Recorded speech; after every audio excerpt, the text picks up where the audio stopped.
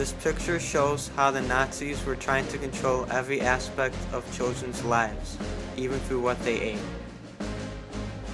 The leader of Nazi Germany, Adolf Hitler, is shown here with the Hitler Youth children. Hitler and the Nazi Party were trying to build a pure Aryan race by brainwashing children.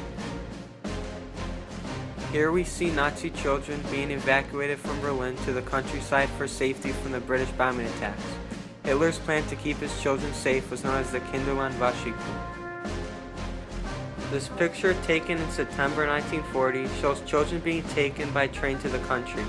The children are so happy and unaware of the dangers that are truly occurring. Nazi children were also used as soldiers since the number of grown men had decreased drastically as the war progressed. Here we see Nazi children being captured by the British. Children as young as 12 were given guns to fight the opposing sides. Many American soldiers felt horrible about killing these young children.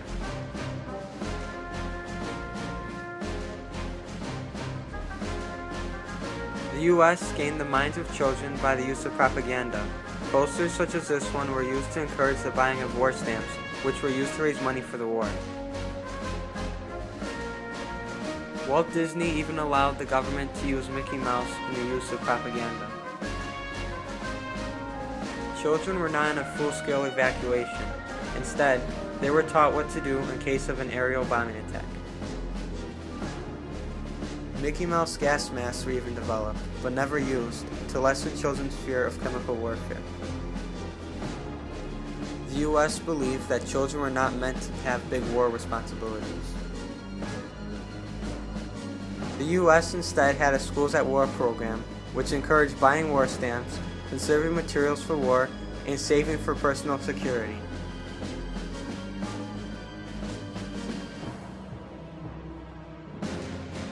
This girl with the British flag shows how much patriotism children have for the country, even through a time of great suffering.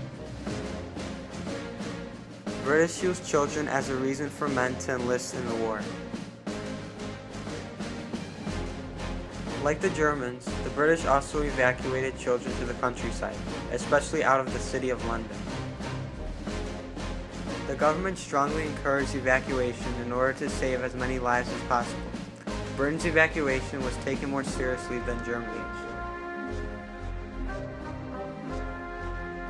The British did not encourage children helping out very much in the war effort as much as they cared for their safety. Children who stayed in London were forced to protect themselves in ditches from the German air raids known as the Blitzes.